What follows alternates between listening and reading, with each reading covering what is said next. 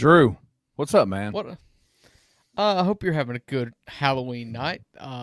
It was spooky. I know our night's better than Rusty's. He's in the stands as the Grizzlies lose by 5 to the Los Angeles Lakers. Oh my gosh, man! Listen, welcome to the postgame bounce, your favorite live postgame show for the Memphis Grizzlies. My name is Kenny Stubblefield. This is Drew Gann, and guess what, Drew? We had to send out the bat signal today a little bit. We had to send out the bat signal. You know why? Why? Because the leading scorer of the Memphis Grizzlies tonight was none other than the Aussie himself, Jock Landale.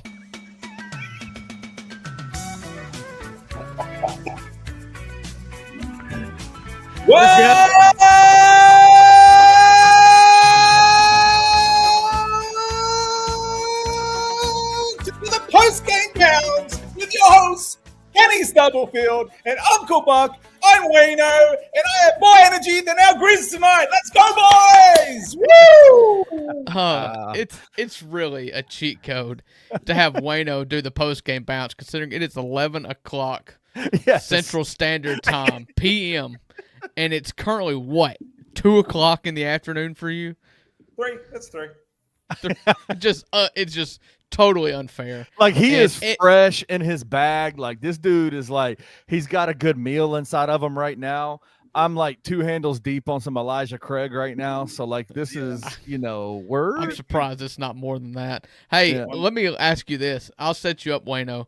If I would have told you when we lit the bat signal down under to get you on the post-game bounce today, if we'd have told you that Jock Landale was the leading scorer, would you have said this would have been a happy post-game show or a sad post-game show?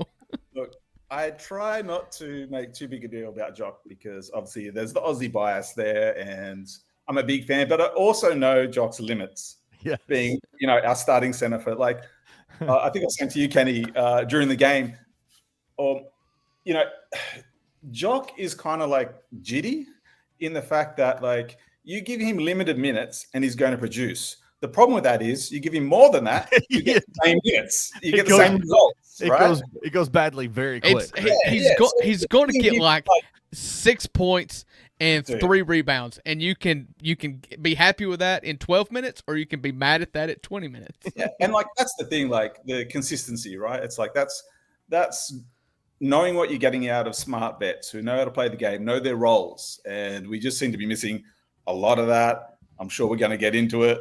My goodness, we had that game by the balls and we wet the bed. Well, this is where it screams Rusty of all people, I guess, has a reason to crash out right now, and he's getting close to that line, that crash out line. And he's right on a couple of things. And so he said to start the show in the comments, as soon as we went live, first thing he said was this is an immature team.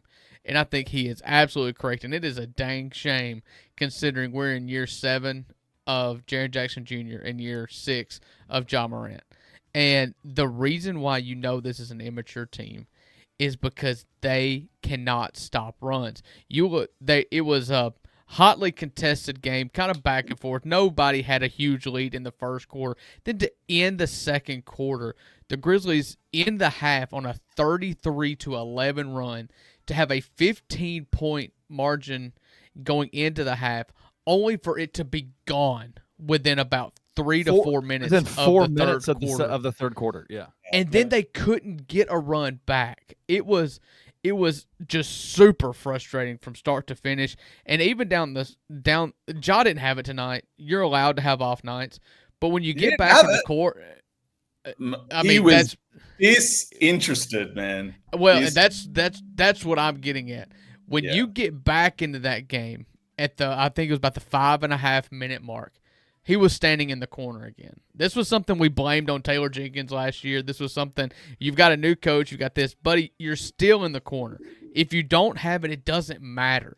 You've got to be able to flush it and move on to the next play. And, I mean, he was just awful. Yeah. Jaren Jackson Jr., I was really excited after the first quarter. He hit a couple threes, was really cooking in the first quarter. And got iced.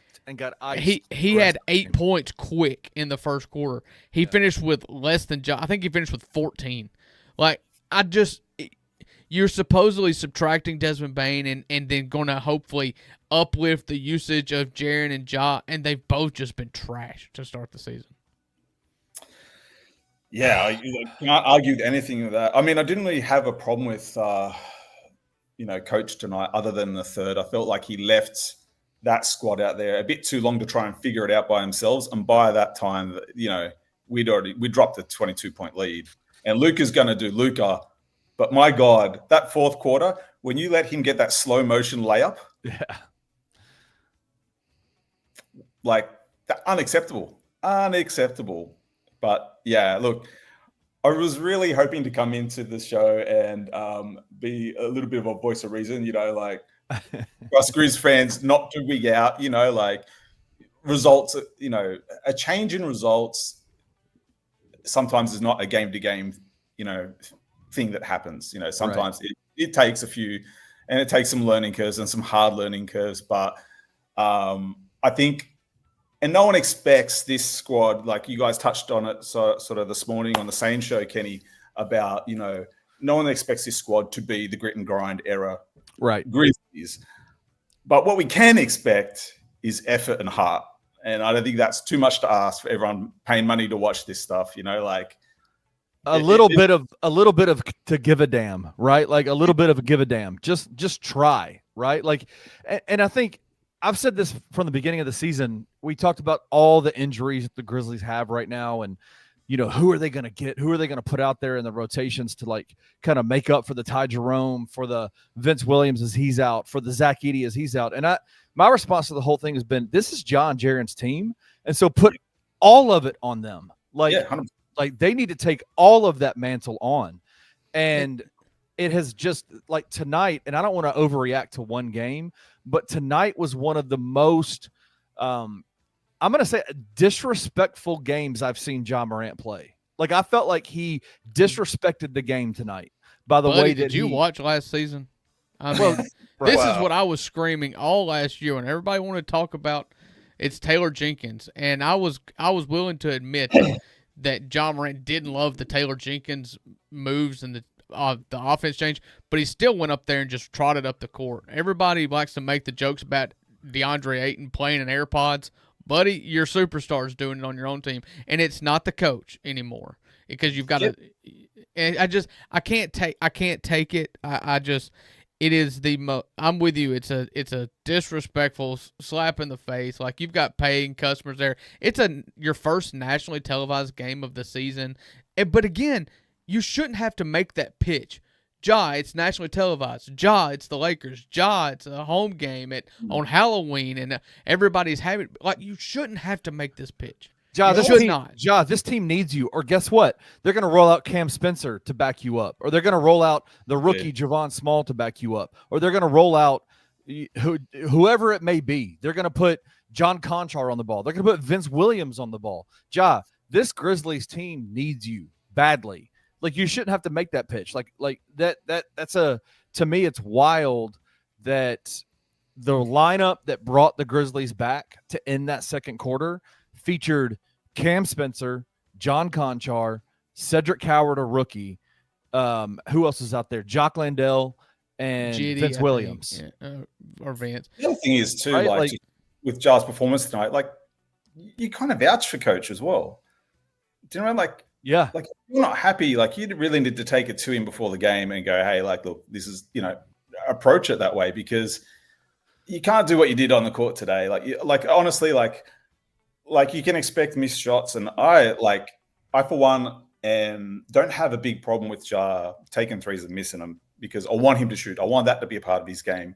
And if we have to go through, like, I agree, Kobe Bryant experience of him missing big air balls in Utah, I can take that. I can take a season of that until he starts to really integrate that into part of his game. But man, when that's not going, you can't stand around doing nothing. You need to get back to what you do best, which is penetrating the lane, making dishes, making plays, taking contact, being involved, basically. Their superstars find ways to get involved in games, and you can look down the line there. If you look at perennial MVP guys, you find a way to affect the game every game, even if your shot's not falling. I think that's a good point Wayno just made. Is at the very minimum, as good as you are at driving to the basket, getting to the basket, and finishing in traffic. He doesn't like that. He doesn't appreciate the whistle that he gets. But if you force them to at least put you on the free throw line, and I don't have I'll look real quick. So John Morant took 2 free throws tonight. Two free throws. He shot 2 free throws in this game, and he can sit there and complain about the foul. But there was literally in the 6 or how many years his job in the league? 2020 was his first year. 2019. This is 2019. This is his 6th season. This feels like to me, and maybe this is being a person of the moment, but it feels like to me this is the least amount of rim pressure that I have ever seen Ja put on in one game. Like zero, none tonight. I mean, we had lots of issues too. Like that first quarter, I was like wearing on for a long one because every time they swung that ball, it led to swung the ball, change of direction, top of the key, it turned to a turnover. Then we had Ja going right constantly. He'd run it into Jackson Hayes, who, is not the greatest at his position, but things he can do, he can jump out the gym. He's super athletic and covers a lot of space. I think that really canceled out a lot of Ja's attack. My concern with that is, are we getting these guys, in this system downhill enough, with enough pace? Like, are we just going to I don't want to get into Jaren's screen attempts, but we really need to get him on the run. Well, and this is a recurring theme, and it's now, maybe T.I. figures it out. Maybe he's not going to be as bullish as TJ was last year with his offense, and he throws a wrinkle in there and figures it out. But once again, this team cannot go in a half-court game. And if Luka's going to just hit every shot he can, and we have to run a half-court offense, it's ridiculous, and it's just, it doesn't work. And I saw late in that game, Ja finally gets back in. Jalen hits the 3, I believe, and then you cut it to 8, and the Grizzlies get the ball back, and Ja's dribbling on the wing. And you can see that there's one guy guarding Ja, and then 2 guys flanking him at the short corner and the elbow, just saying, okay, if you go right, this guy's here. If you go left, this guy's here. And it forced him into a cross court, like a skip pass. And you've got to be able to make them not do that. And that starts with, for instance, hitting threes that are open. And you just didn't, as a team, you shot 14 of 45 from 3. And you're just not forcing anybody to do anything else. You can just sit back in your bait. You pregame, you're like, this is how we're going to start. And the Grizzlies never make you stop. Right. The thing is, too, as Grizz fans, we need to take the emotion out of this a little bit because it is the Lakers. You know what I mean? It is any loss to the Lakers is going to hurt. It's going to rub us the wrong way. I thought, we know our deficiencies going into this game. We've known our deficiencies since the season started. We know Edie's out. We know we've lost guys off the bench. We've lost that scoring punch, and we're relying on some young kids, to help us get us through. And Coward looks great. I've got to say, he looked a bit gassed in the 4th, though. Yeah. But I thought that we had actually done a little bit better job of our rebounding of recent times. I mean, the Pelican game doesn't count. We lost that rebound battle, but we won that game because they're the Pelicans. But we won the Phoenix one. We won the Indiana one. And we won this one too. I think, didn't we? We did win tonight by 2. We out-rebounded them 42-40. On the offensive boards, we won 13-5. And that just tells me effort level. That just tells me effort level. You won the boards. That's our biggest Achilles heel on this team. Yeah, and you got your own miss more times than not. I mean, you got 13 offensive rebounds. You got out rebounded on the defensive end, 35-29 though. So I'm trying to look at the stats. Sometimes you can look at the stats and kind of figure out what the storyline is, why the team lost. And you look at it; they won the turnover battle. They won the fast break battle. They won. Second chance points. They won. I mean, they free throws. Free throw Turnovers. percentage, they were outshot 33-19 from the free throw line, or 33 attempts to 19 attempts at the free throw line. And I was telling Wayno before you jumped in, this is not a game where you can sit there and go, man, this is the Lakers, so the Lakers got all the calls, right? Like they didn't. This was the Lakers absolutely forced the issue, and the Grizzlies did not tonight. And they rested 8 into the fourth. Like they did all the things they needed to do. And they gave the ball to Luka. Like, I don't want to take anything away from Luka. He was absolutely phenomenal tonight. It's a special game. Yeah. But they did to us what we did to the Warriors. All right, so if you remember the Warriors game on Monday night, Steph Curry had 16 points on 11 shots. You did not let their superstars beat you. Well, so they implemented that same game plan, and the difference in the Grizzlies and the Warriors was that you got nothing from Jaren. You got nothing from Jalen was fine. Got nothing really from KCP. Your role guys did not step up the way that Moses Moody and Pods and all those guys stepped up for Golden State. They took Ja out of the game. It was the game plan. You could tell. Ja didn't force them out of it, could not force any counter at all. And then the other guys that they were going to let beat you, I mean, we said it, and then no offense, Wayno, I love you. And they are totally okay with Jock Landale leading scoring. Yeah, crazy. Crazy. And I don't know where you go. They're insisting on us alternating games between wins and losses. You've now apparently win loss, and then you move on from this. But I don't see a path forward for this team if Ja's not engaged, and it's just as simple as this. And I'm not going to just continually kick this all year. Like I don't know what I'll talk about, but I feel like all last year I did nothing but bag on Ja. And I still feel like I was right then. And I don't think any of us can sit here going, trade Jaren, trade Ja, but like you said, Kenny, like we moved Bane on. It's their team.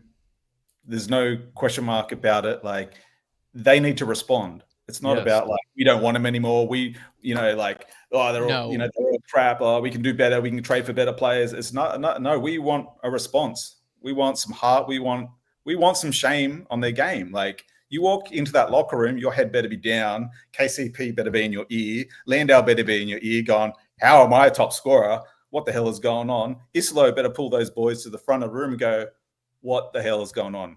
How do we fix this?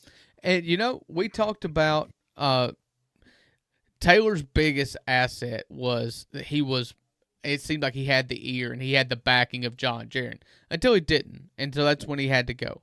And then you came in as like, well, maybe he wasn't tough enough. He was not able to keep them accountable. So this is a real litmus test for me. Litmus test number one for T.I. is like, are you going to be able to reel this in? Are you going to be able to get everything you can get? I know that this is a weird dynamic in which superstar player makes 15x the salary the coach does, but the coach is still going to have to be able to call your stars out on the carpet and just be like, listen, at minimum, we got to have effort. Yeah, and like this squad is not a finished product either. Do you know what I mean? Like, I'm not sitting here making excuses, but I could definitely see moves made at the trade deadline. Like we are definitely, humbled by injuries, and even being an Edie fan as I am, I didn't realize we were that reliant on him. Do you know what I mean? Like Jock's great. Right. Jock's going to be a fantastic backup. Like, he's going to go in limited minutes and he's going to produce, but he's not a starter. That's no secret. I've never claimed anything other than that. But it's like we obviously miss someone clogging up those lanes, stopping those layups. Right. We miss someone who's just going to eat rebounds, right. and by default just get in the way. Right. So, yeah. To me, it's not a talent issue. To me, it's not anything like that. I think the thing that I'm the most frustrated about with this game is it felt like in this game that there was just a lack of desire to even compete. And that's the part that I think that I get the most frustrated about is the unwillingness to like bow up and say, no, like we're not going to just let this happen. Right. Like you talked about Wayno in the third quarter, they were up by, was it 14 going 15 into the third, 15 at the half. and then within 3 minutes, just let the lead go. And I don't understand, like, is it I know they called timeouts. Like, what was going on in the huddle? Like, what was being talked about? Like, what were the conversations being had? And if you've got a guy like, again, this team rises and falls on Ja Morant and Jaren Jackson Jr.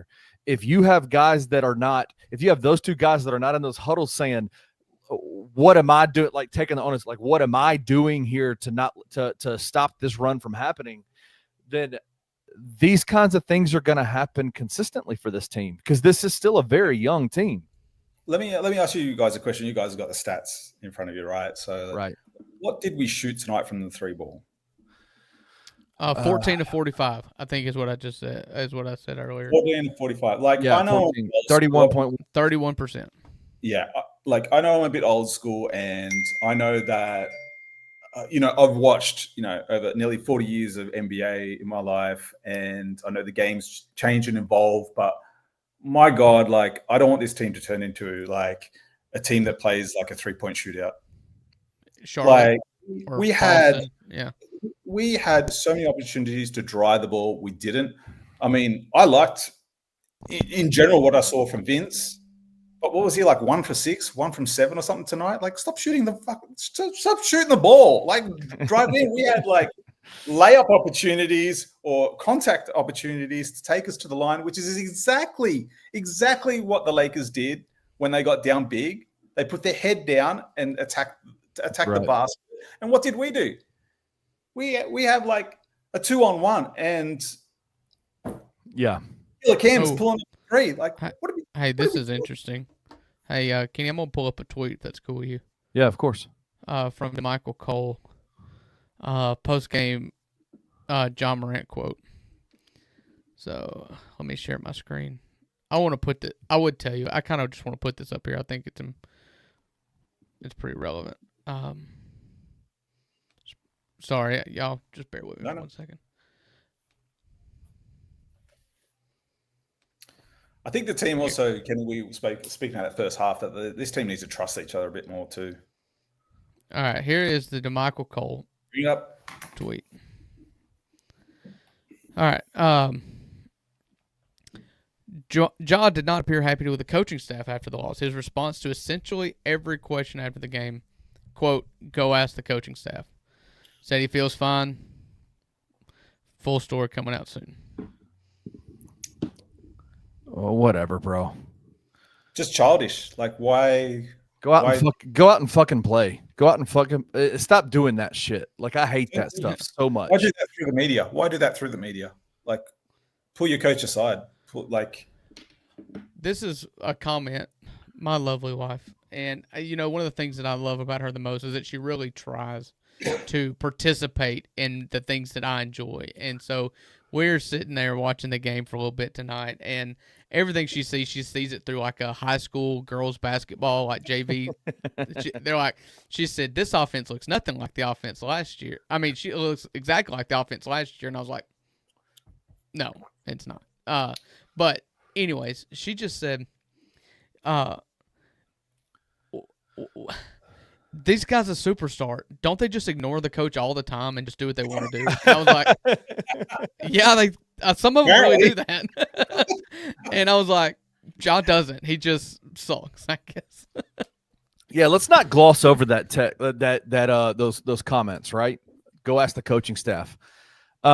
Clearly, DeMichael Cole, we know him well. He was on Anthony's show yesterday. He's not one to overreact to things, and he started off that tweet by saying, "Woo boy, sounds like Ja's not happy with the coaching staff." To say, "Go ask the coaching staff," shows a total lack of leadership and ownership of what's going on. It's a lack of respect for your coach at the minimum. And again, respect is earned. I get that. But 6 games into his first season, and you're just going to throw him under the bus like that. Because we know the first question that's coming next. And is Parrish coming on with us tonight? Have we heard from Parrish? But the first question T.I.'s going to get asked by any reporter worth their salt was like, hey, in the locker room, Ja seemed unhappy. And he said, we need to talk to you about this. Yeah, I think from what I've read and heard about Coach, I think that'll be one of those moments where he pulls into the middle of that locker room and questions their motives in front of everyone. It's something he's done in the past with his teams, and it's basically like addressing it there and then. Don't let it simmer. Like, just self accountability. Yeah. Like, your game should speak for itself on the court. Like, if you're not happy with the offense, take it up with Coach after the game. Like, don't take it out on everyone in that stadium, everyone at home watching. Do you know what I mean? Like, that's unfair. That's childish. Like, that's not the way you handle business. So, like, let your game do the talking. He should absolutely just put his head down and taking it to the basket and draw contact and do what he does best. Like, it's just, I don't know, guys. Coach, try response. Tomas Isolo didn't cause Ja Morant to shoot 0 for 6 from the 3-point line tonight. What? Like, Tomas Isolo didn't cause Ja to stand in the corner and wave off the ball from KCP and Jalen Wells multiple times tonight. He didn't cause Ja to do those things. He didn't cause Ja to only shoot 2 free throws in the game. Those are decisions that Ja made in the game to wave off the ball when, according to him, he is like, call 12 whenever you need him, right? Like, call 12. He had a game winner last night or 2 nights ago. Great. Like, fantastic. But at the first sign of adversity, to like come back and be like, sit out, like play the way he did the entire game and just kind of be checked out the entire game. And then to come back in and say, ask the coaching staff, showing full well that you're upset with them, is just a lack of every bit of maturity that we want to see out of him. Yeah, agree. Agree. And it's a shame because at the start I thought he was quite surgical. I thought he was quite, picking his spots in that first quarter, that a turnover here, but I thought he was playing fine. So I don't know what happened between, after that second quarter run. Yeah, but he just stopped. He just seemed to stop, disengaged, and kind of it's self-shut down. It's one thing I told my wife early on when we were dating. It was like, I told her, I was like, listen, if we have problems, if you got a problem with me, if I've got a problem with you, we're just going to make an agreement right now. We will not handle this in public. We will try not to handle it in front of the kids. We will go to our bedroom. We will yell and scream and get out what we need to get out, and we'll try to move on. But you protect the unity in your marriage when you handle this out here to yourself first before you ever let this out. To go straight to the media is just against everything I say. And listen, this is turned into an absolute job bash podcast. Yeah. I'm not going to say that it's not deserved tonight, but there were other things. Luka did go off, and we all root for him. We got one guy in the comments that's just, hey, he wants only sunshine and rainbows, I guess, and not our thoughts. So, to each their own, I guess. But yeah, I'm seeing it. Listen, you can call it what it is. I mean, Denise said, Mr. Stubble, that's hilarious. Who calls you to have a bad day or move in your worst moments? Get a life, stupid head. Don't Memphis have better coverage? I feel like my 13-year-old daughter just got in the comments and said, talk shit to me. That's kind of funny. I think it's hilarious that you've done the latest talking out of the three of us, and you're the one that's getting targeted. Yeah, so. I'm cool with that. We also have, by the way, I literally just noticed the picture behind you, Wayno, and I am so. That's I have never. Years. That's goes way back to the Australian Civil War between the Stubblefields and the Waynos. The Stubblefield lineage comes from. We come from England. We were farmers in England, probably some criminals, which means there were some Stubblefields on the Australian. Hey, your family probably sent my family to Australia because we're all convicts anyways. Exactly. That's how I started. Shout out to you. Hey, listen. I don't want to be negative. I am very frustrated about the way that John Jaren played tonight. I am super excited with the way Cedric Howard played tonight. I thought he was great. Again, I am as excited about him as a rookie as I've been in a very long time about any rookie. I think he's been great. So that's the one positive I can take out of the game tonight, maybe. There was some good in tonight. Like You know like what? Go ahead. Sorry, Wayno. Well, no, I was just going to say, like, just to sort of rehash a bit, like everyone watching, every Grizzlies fan watching this game and watching every game this season knows our deficiencies. Exactly. So like you can't live with your heart on your sleeve after every single game because this is a process. We got main guys coming back and it's going to look a lot different, hopefully. But there was some pretty good. Like I love what KCP did tonight. I thought he was held out in the third, probably a bit too long when they needed someone to steady the ship. And when guys were pulling up a three, he was like, at times, the only one attacking the rim. And that's just heads up. He was directing defense on the way back after scores, which was like fantastic. Get someone out there who knows what they're doing, directing these guys. That's what he's there for. And that's my biggest thing for keeping him in the starting lineup, to be honest with you. Like, I know everyone's sort of waited on, held breath for Coward. Even I tonight was waiting for that announcement to come through. Is he going to start? Is he just going to let him loose? Like, right. But, I think they're kind of handling that the right way. And what's the rush? I love him because he affects winning.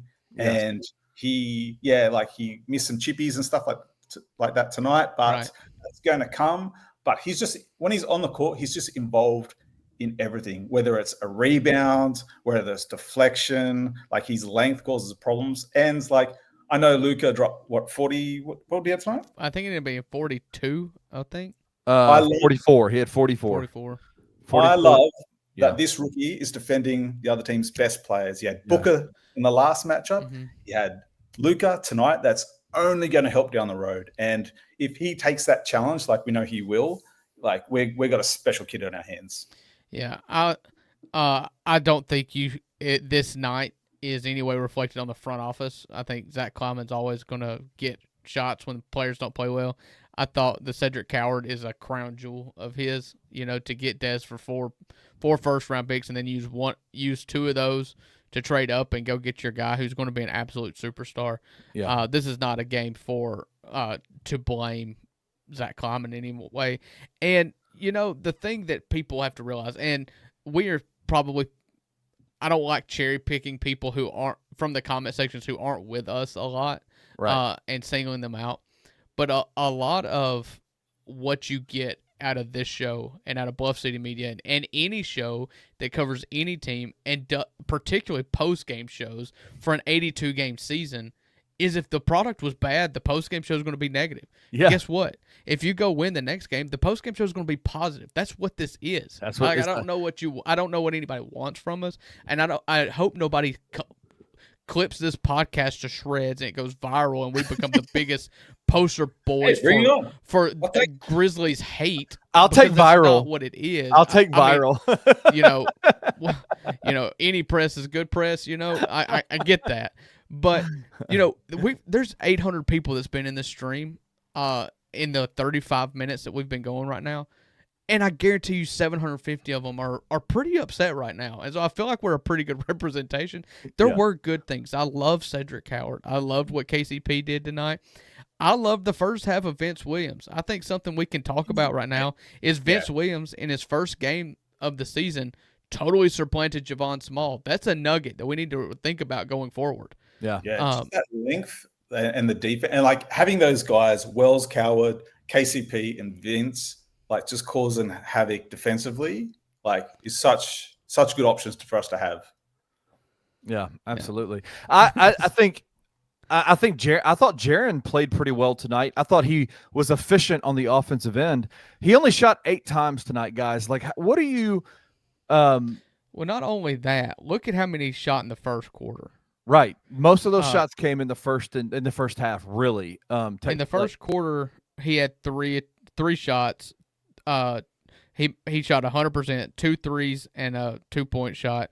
And then he had 2 shots in the second quarter, so that's 5. Right. In the third quarter, he went 0 for 2, and in the fourth quarter, he went 1 for 1. So 3 shots in the second half.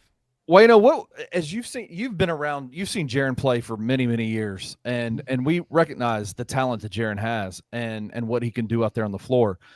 8 shots is not enough for him in one game, right? Like he needs a lot more intentional focus. Is it something about the offense that's being run for him, or is there something Jaren could be doing differently to get better shots and get more shots? My thing with it is this. I think that when our offense breaks down, that's where we need to go. We need to go in the post and go to Jaren. You know, he did it in the first half. He didn't have, tonight, like he didn't have his first foul till the second quarter. So, like, you know, he's getting better, hopefully, you know, like he still got 6. I mean, by the end of it, yeah, okay. But like, well, yeah, but he only had 3 in the start of the fourth. So momentum had well and truly shifted by then, and you know, who cares about the end of the game because that was just headed one way, really. Right. But yeah, I mean, the problem, and I'm sure it's been pointed out in the comment section, is his screening ability. He goes too early. Too fast. I said to you, Kenny, like I hope by the end of the season he nails it and maybe takes some pointers from Jock, maybe. But he just rolls way too early and rolls into trouble. You know, doesn't extend himself out looking for the ball. It's his 7th year in the league, but this is his first year doing that. I mean, he's never been utilized as a screener. For me, it's the book's out on him right now. What they're doing, because they're sagging off of Ja and bringing help, it allows them to do a quick kind of double team on Jaren anytime he gets the ball. And he is wildly uncomfortable in that situation still. He threw one completely wild. I tried to skip pass out of a double team tonight, and it just didn't work. Like, some of this stuff is reps. I get it. But it's just it feels uncomfortable. It does pressured, left-footed, just kind of awkward. Yes, absolutely. That is a big part of right now. The offense feels uncomfortable for Jaren because he's doing something he's never done before, right? Which let's shout out the super chat. Yeah, shout out Flossie Fufu, which is by once again we had you on the last episode, the greatest YouTube screen name or username ever. Love y'all. Amazing. Yeah, love y'all. Even when you're forcing me to be more objective about my favorite player, keep grinding. As an out-of-state fan with no one to geek out with in real life, I live for these live streams. Hey, listen, we're live 3 times a day, 5 days a week. We're live after every single game. Join us every time. Thank you so much for the gift. We appreciate it. Our pal's back. I didn't realize who it was because we're showing the Twitter handles in the stream. But yeah. Astro's back. Astro is back. It must be basketball season. And Coward's a role player. He says Coward is just Vince Williams, which is just crazy. And this is what this one. Us not signing Bol is the reason why we didn't belong top of the West. That was a quote from the other day. Amazing. This is my favorite one I've seen out of him in a long time. I don't know if y'all saw this. Comments are coming in pretty hot and heavy. Got to be paying attention. Apparently the Grizzlies spent more on Coward than the Spurs did on Wemby. And I don't know if you remember this, but the Spurs didn't spend anything because they were awarded the number 1 pick, and they made the most no-brainer decision ever. So, man, you don't have to pay for the first-round pick. You just have to lose a little. One of you still hung up on his Kuzma deal that didn't go through for the Grizz. Didn't you want last season? Yeah. Again, I don't like targeting commenters, but he obviously looks for it. Well, and listen, and Astronomo is the reason why that picture hangs behind Wayno on the wall right there. So, Wayne, shout out to Astronomo. Listen, you're staying cool in here. You're being fine. You're saying some goofy stuff, but it is what it is. Yeah. You know, and the thing about Jaren too, and as a small market team, I don't think any of the 3 of us are anywhere close, and y'all can correct me for speaking for you, but I think I'm right. I don't think any of the 3 of us are remotely close to trading Ja or Jaren. That is an asinine decision. What are you talking about? This is the way you have to build a team in Memphis as a small market team is through the draft. Kleiman does a good job at the draft, and we've got lucky twice. We got lucky with the 4th pick in the 2018 draft because if we'd have had the 1st pick, buddy, we would have had DeAndre Ayton. Okay? Exactly. And we fell to 4. And we got lucky in the 2019 draft because with like the 9th best odds at the number 1 or a lottery pick, we hit. and we didn't hit first, we hit second, or we would have had Zion Williamson. So there's luck involved in this, and then there's success in this. He's had a lot of success as Zach Kleiman. We've attempted to build this the right way, but what comes with that is that you hope that these players elevate themselves as they grow older, and I think that's where we're kind of struggling at this point. Is we're not seeing vet stuff from a guy that's in year 6 and year 7. And like Jaren's a true unicorn. Do you know what I mean? You're going to miss him when he's gone. Yeah, okay, he's not the best rebounder. He's not the best rebounder, but he also does everything else. Right. You know what I mean? So you hope management can find a way to build the rebounding so that it doesn't need to be essentially a big part of his game for us to have success. The other thing is Ja and Jared, they're still young. There's still time. Like, maybe it's just more of a fan aligning expectations with the championship, to management and where we're really at, which is why most people just get, a bit antsy about players and stuff like that. But like, the last thing you want to do is for Jaren to figure it out and he's wearing a Spurs jersey or something. You'd be devastated. Same thing with Ja. Like, yeah, okay, he had a little bit of a sulk tonight. Fair enough. We've got an 82-game regular season. I'm not worried about, the first 10 games right now, unless this continues. But he's got time to become that leader we all want him to be. He's got time to grow as a person. I think he's leaps and bounds what he was last year. Yes, today he kind of showed some shadows of last season, but that doesn't define his season this year. That doesn't define his career at all. And that doesn't define him as a player in a Memphis jersey. So sometimes, you aren't going to get results from one game to the next. Sometimes it's a process, and I hate saying trust the process because screw me. But Sam Hinkie at? yeah. But sometimes, there is some truth to that as well. So, if you're a Grizz fans, you're here for the long haul. My God, I sat through Chandler Parsons here, so I can sit through it. I sat through Hakeem Warwick days here in Memphis. Warwick. We're fine, right? Like, we've sat through worse with the Grizzlies. And listen, the team is still 3-3 on the year. Still missing Ty Jerome, still missing Zach Edey. A lot is going to change with this team over the next couple of weeks, I would suspect, with getting those guys. We saw video. DeMichael Cole put out video today of Ty Jerome on the sideline in shoot around, warming up. He's put out video in the last couple of days of Zach Edey, in practice, working on actual basketball moves. It feels like those guys are closer than ever to getting back. And I think I would suspect that things will change, in terms of who's getting minutes and the guys that you trust to be out there. The biggest revelation in the last 6 games to me has just been the fact that the Grizzlies have hit with Cedric Howard, and I think the rest of it's going to fix itself in the wash. Like, Ja Morant is who we have always thought he was, and he's a superstar guy who, when he is on, it is elite level talent for the Grizzlies. The Grizzlies go from a middling team to an elite team when Ja Morant is on. I really do hope, as somebody who has, been in locker rooms my entire life and been around athletics my entire life and covered many teams and, in my life, I would hope maybe even Ja saying what he said tonight about the coaching staff, maybe forces some conversations to be had already 6 games into the season that you don't want to fester, right? Like, if he's upset, he let it be known tonight. He's upset and he doesn't like what's going on. So now let's get that shit out and go. Like, let's get it out and move on. We got 76 more games to play, right?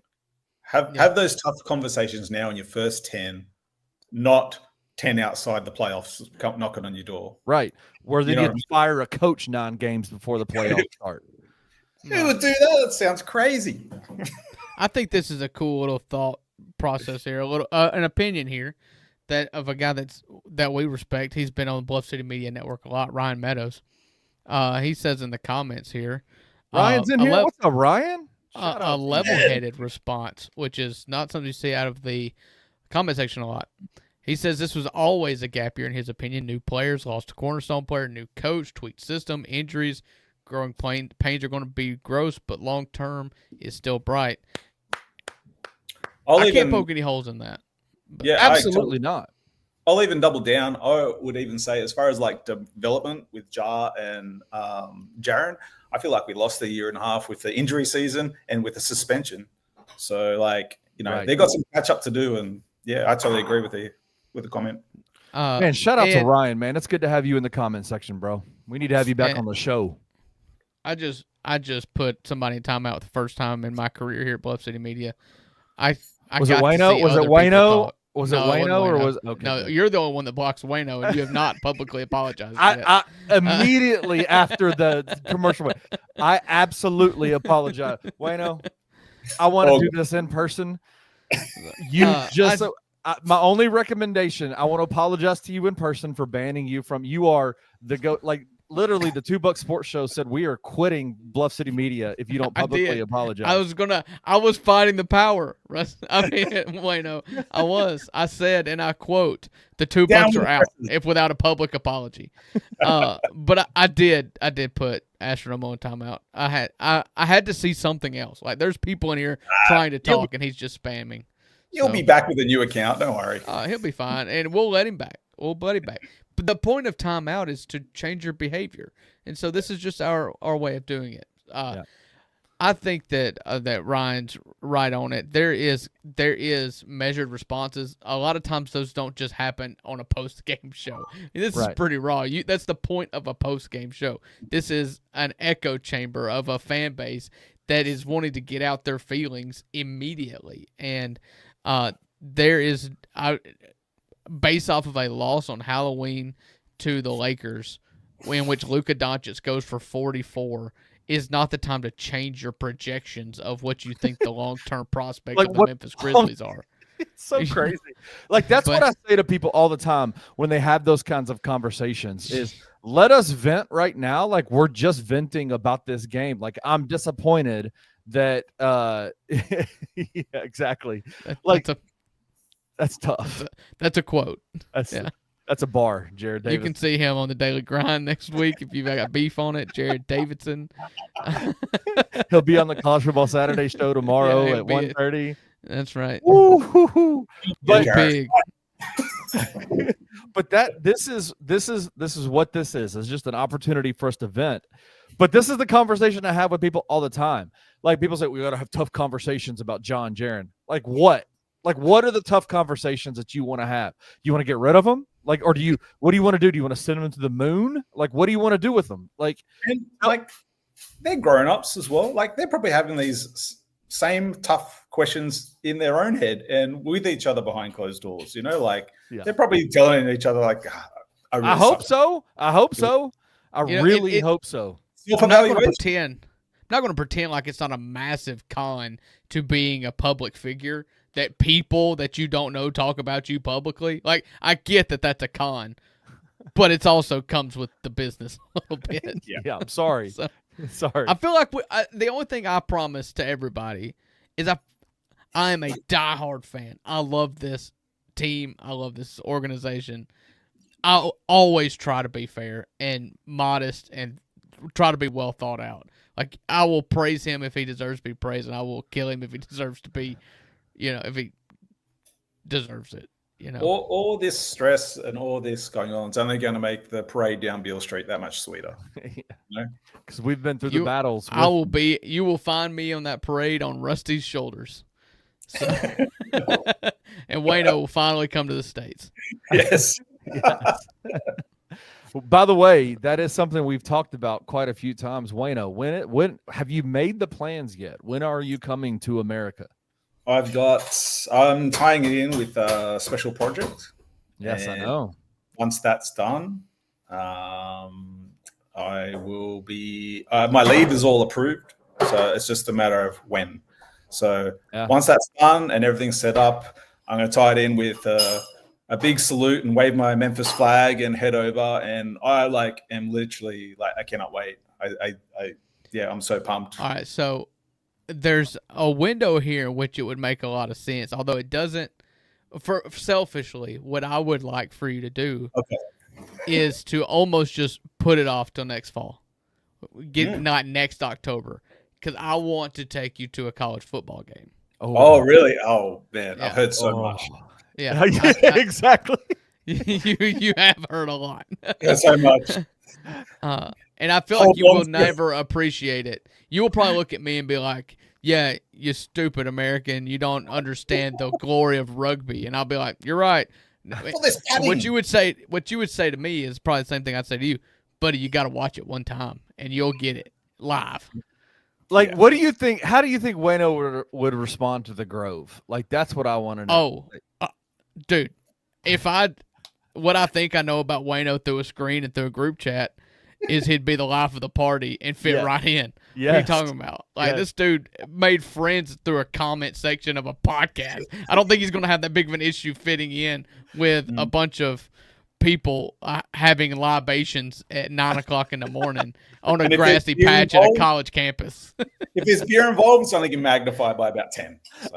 Exactly. So maybe we're the ones that should be scared. Yeah, exactly. Oh man. Well, listen, guys. We've been going for 52 minutes. It is 11:54, and I think I am ready to lay my head down and go to sleep because I am just spent the night. I watched Tigers play football. They won against Rice tonight. Beat the brakes off of them there. I think it wasn't UAB. Exact. Shut up.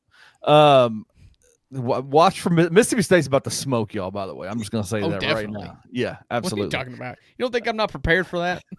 yeah, no, you are. I know you are. I got to take my kids out Halloween, doing trick or treating with them. That was fun, and then I got to get super frustrated and drink a lot of Elijah Craig during a Grizzlies game. So I am ready to go to sleep. I'm ready to call this a day. Put this behind us. To buy cigarettes as soon as we get off of this. Exactly.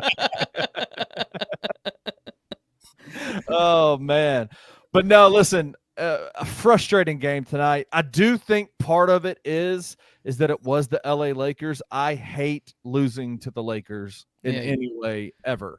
Your last two losses are the Warriors and the Lakers. It's a bad stretch. It's a rough go. Hey, just quickly before we go, my prediction was always I just want to split the first 10 games, so 5 and 5. What's your guys' expectation on the first 10 games of the season? Well, let me pull it up, and as I'm pulling it up, the $2 Sports Show has a 10-game heat check. Let's talk about that a little bit. Yeah. So let's see. The next 5 games. So we'll flip over to November. Is at Toronto at a 5 p.m. tip. Weird tip. Then at home on Monday, second half of a back-to-back. So you're flying to Toronto, next day playing at home against the Pistons, then the Rockets, and then the Mavericks, and then the Thunder. Whew. That's a bear of a. And that's the next 5 games. That's the next 5 games. 2 and 3 is what I would say. That's best case scenario. Okay. Yeah. I just What games would you think that the Grizzlies would be favored in? Well, there's already Toronto's 2 and 4. I think we'll get the Toronto game. There's already a lot of rumblings about them firing their coach. Toronto fans. Oh yeah. What's his name? The guy he was Darko. Darko. Yeah, he was the Grizzlies' assistant coach for a while. We got a spot. I'm sure he's still got his quarter zips. We can bring him back. Hey. I'm not saying replace the head coach, but I'm saying no. Yeah. But a familiar face. Assistant. We had success with him on the bench in the past, so they loved him. The players loved Darko. Yeah, but he deserved his shot. I felt like he did deserve his shot in Toronto. Of course. I think he had to go to Canada though, where they were going to take all of his tax money. But is that? Yeah, I think as long as we can walk away this first 10 with 5 wins, like I'll be pretty happy with that, knowing that this is a little bit of a work in progress. We are missing pieces, and 10 games away. Let's move on to the next 10. See where we're at the end of that 10 as far as development, and are we still talking about the same stuff we were 10 games ago? I think that's the best way to assess it. Yeah. The next 4 games are against teams that are 2-4, 3-2, 2-2, and 2-3. They are beatable. Yes. And that Dallas team is probably not very good right now. Yeah, well, and Anthony Davis just got hurt again, so they might be without Anthony Davis too. Anthony Davis and Kyrie. So go get that Dallas win. So maybe I go 3-2 then, because I think I had Dallas as a loss. We had Oklahoma City in that, Houston in that. I think those 2 are losses. We had, what were the other ones? Toronto, Dallas, and one more. Yeah, so you've got Toronto and then Detroit. a 5-game homestand. And Detroit. You'll probably be favored against Toronto, Detroit, Dallas. You'll probably be favored in 3 of them. I'll change it. I'll go 3-2 instead of 2-3. So that's what I'll go.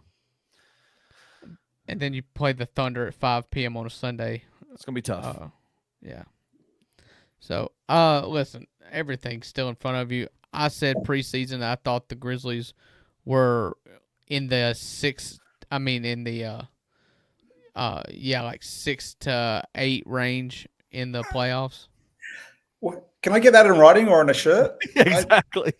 Just to show my wife, like, just See, I'm not crazy. I'm level-headed. I'm level-headed and an in every absolute way. madman. And I'm a madman at the same time. I'm a level-headed madman. Absolute madman is quite the oxymoron.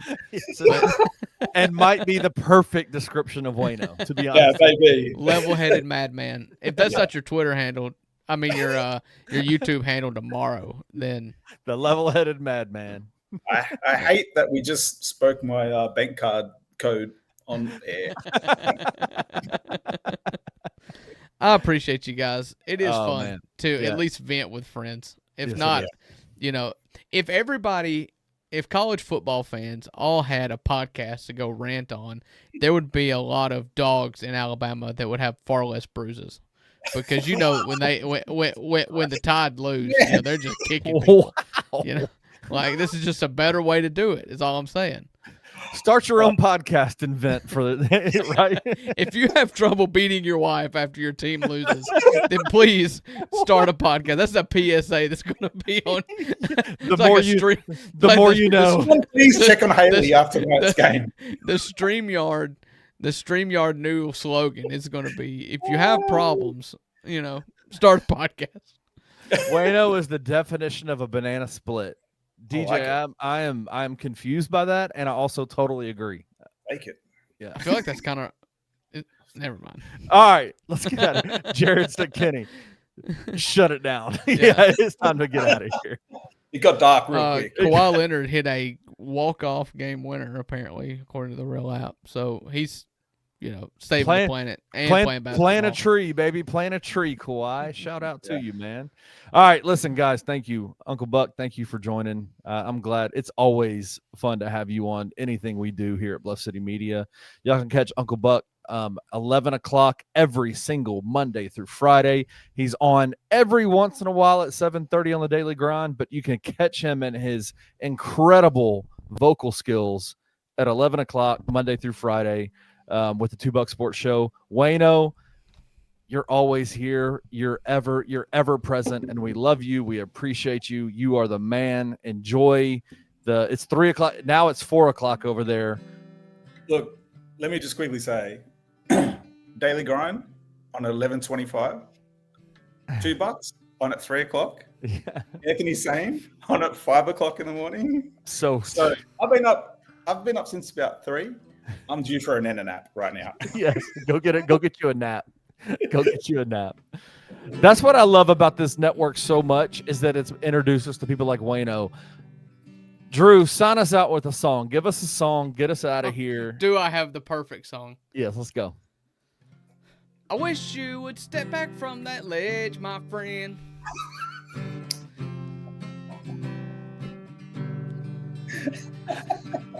If you do not want to see me again, I would understand. Beautiful. This guitar is way out of tune. It's a prop. Keep going. Yeah, keep going. Hit the final bar for us. Oh, that's it. That's it.